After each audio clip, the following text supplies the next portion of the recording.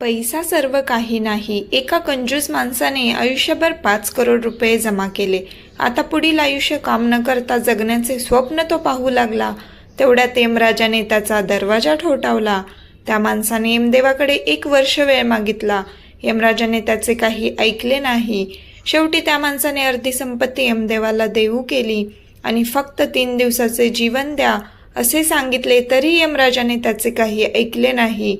मग त्याने खूप विनवण्या प्रार्थना केल्या आणि 1 दिवसाचे जीवन द्या, मी माझी आयुष्यभराची कमाई देतो असे सांगितले, तरीही यमराजाने त्याला नकार दिला. मग त्याने एक संदेश लिहिण्याची परवानगी द्या आणि मग मला न्या असे सांगितले. मग त्याने एका कागदावर लिहिले, जो कोणी माझा संदेश वाचत आहे त्याला मी सांगू इच्छितो की जीवनभर फक्त संपत्ती गोळा करण्याच्या भानगडीत पडू नका. आहे तो क्षण स्वतःसाठी जगून घ्या. माझे 5 करोड रुपये माझ्या